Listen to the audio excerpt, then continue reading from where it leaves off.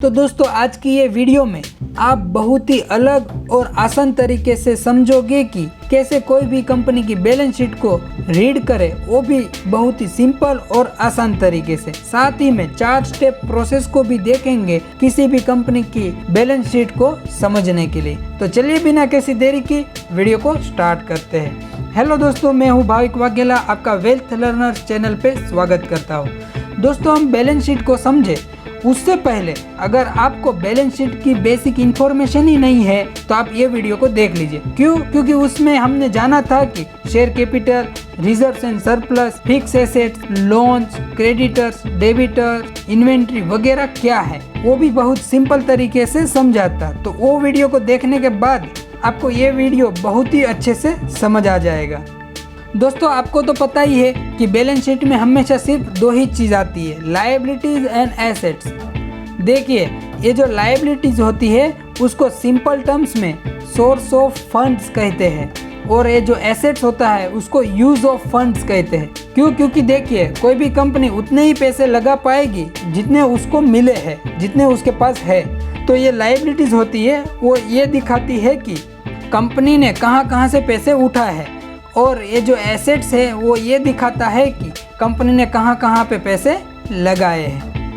तो लायबिलिटीज़ में non current liabilities and current liabilities आती है, और ऐसे ही एसेट्स में non current assets and current assets आते हैं। चलिए इसे समझ लेते हैं।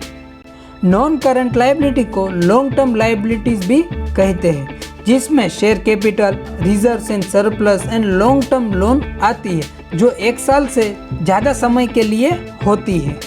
करंट लायबिलिटीज़ को शॉर्ट टर्म लायबिलिटीज़ भी कहते हैं, जिसमें short term loan, creditor, provision वगैरह आता है, जो सब 1 साल से कम टाइम के लिए होते हैं। ऐसे ही दोस्तों नॉन करंट एसेट में फिक्स एसेट जैसे कि बिल्डिंग, प्लांट्स एंड मशीनरी वगैरह आता है, जो 1 साल से ज़्यादा टाइम के एसेट्स होते हैं, और जो एसेट्स 1 साल के कम समय के होते हैं उसे करंट एसेट में दिखाए जाते हैं, जैसे कि cash and bank balance, inventories, debtors वगैरह।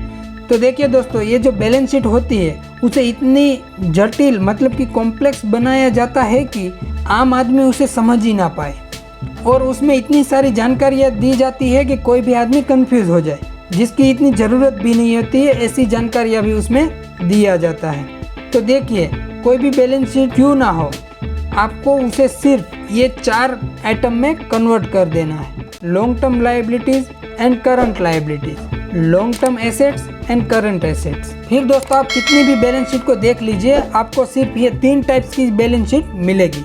टाइप्स ये जिसमें long term liability long term asset के बराबर होती है, और करंट लायबिलिटी करंट एसेट के बराबर होती है। टाइप बी टाइप की बैलेंस शीट में long term liability long term asset से ज़्यादा होती है, और करंट लायबिलिटी करंट एसेट से कम होती है। और टाइप सी में long term liability long term asset से कम होती है, और करंट लायबिलिटी करंट एसेट से ज़्यादा होती है।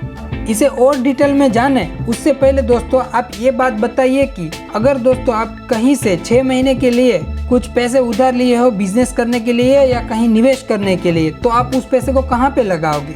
समझदारी तो उसी में है कि आप उस पैसे को वहाँ पे लगाओ जहाँ से 6 महीने पहले ही पैसे आपको मिल जाए। क्योंकि जिसने आपको पैसे उधार दिए हैं वो तो 6 महीने में मांगने आ जाएगा। अगर आपने उस पैसे को किसी और लंबे समय के लिए लगा दिया है तो फिर वो मांगने आएगा, तब आप उसे दे नहीं पाओगे। तो देखिए यहाँ पे भी ऐसा ही होना चाहिए।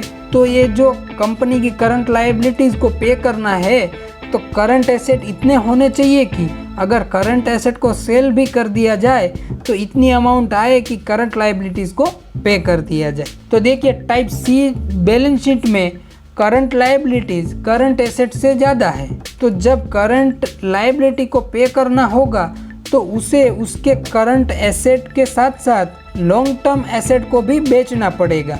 अगर वो लॉन्ग टर्म एसेट को बेच देंगे तो फिर वो बिजनेस कैसे करेंगे?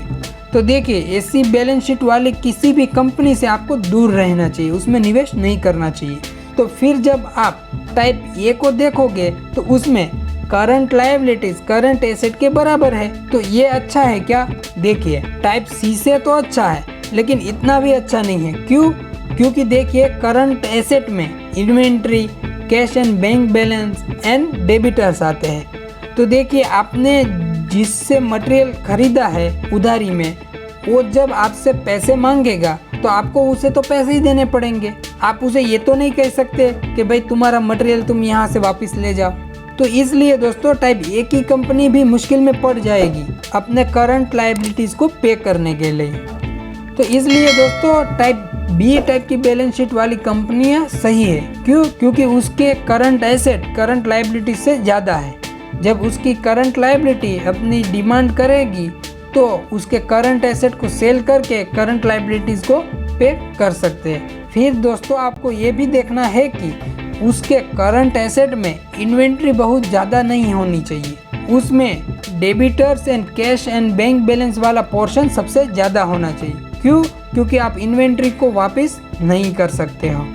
तो इसलिए दोस्तों आपको हमेशा ऐसी बैलेंस शीट की खोज करनी चाहिए जिसमें करंट एसेट करंट लायबिलिटी से डबल हो। तो इसे करंट रेशो कहते हैं और वो हमेशा 2:1 का होना चाहिए, मतलब कि करंट एसेट करंट लायबिलिटी से डबल है। फिर दोस्तों उसमें भी इन्वेंट्री बहुत ही कम होनी चाहिए, लेकिन कितनी कम? तो वो टोटल करंट एसेट के 50% से ज़्यादा नहीं होना चाहिए। तो इसे चेक करने के लिए जो रेशियो का यूज होता है उसे क्विक रेशियो कहते हैं और उसे लिक्विडिटी रेशियो भी कहा जाता है, जो हमेशा कम से कम 1:1 होना ही चाहिए। तो इसका मतलब होता है कि कंपनी को उसके टोटल इन्वेंट्री को उसके टोटल करंट एसेट से 50% से ज़्यादा नहीं होने देना है। तो दोस्तों इसे समराइज करें तो आपको कोई भी बैलेंस शीट को समझने के लिए सबसे पहले बैलेंस शीट को मेन 4 आइटम में कन्वर्ट कर लेना है। Long term liabilities, current liabilities, long term asset, current asset. फिर दोस्तों आपको पहचानना है कि ये बैलेंस शीट कौन से टाइप की है, मतलब कि टाइप ए, टाइप बी और टाइप सी। अगर टाइप सी है तो आपको अलर्ट रहना है और हो सके तो उसको अवॉइड कर देना है ऐसी कंपनी में निवेश करना। और टाइप ए है तो आपको करंट एसेट का बैकअप चेक करना है। अगर इन्वेंट्री बहुत ही ज़्यादा है तो उसे भी आपको अवॉइड कर देना है। फिर आपको हमेशा टाइप बी बैलेंस शीट वाली कंपनी में निवेश करना चाहिए जिसमें इन्वेंट्री उसके टोटल करंट एसेट का 50% से ज़्यादा ना हो। फिर दोस्तों आपको चेक करना है current ratio of the balance sheet, और वो 2:1 से ज़्यादा हो तो बहुत ही अच्छा कहलाएगा। फिर दोस्तों आपको क्विक रेशियो जो मिनिमम 1:1 है वो चेक करना है। अगर क्विक रेशियो 1:1 से कम है तो वो कंपनी का मैनेजमेंट, फाइनेंस मैनेजमेंट सही से नहीं कर पा रहा है, ऐसा माना जाएगा। तो दोस्तों कोई भी बैलेंस शीट को समझने के लिए ये 4 स्टेप आप समझ गए होंगे। अगले वीडियो में हम प्रैक्टिकली ये चारों स्टेप को यूज़ करके देखेंगे। तो मुझे उम्मीद है कि आपको ये वीडियो अच्छा लगा होगा। तो इस वीडियो को लाइक कर दीजिए और अभी तक आपने इस चैनल को सब्सक्राइब नहीं किया है तो सब्सक्राइब कर लीजिए ऐसे ही वीडियो और देखने के लिए। तो चलिए मिलते हैं अगली वीडियो में, तब तक के लिए जय हिंद।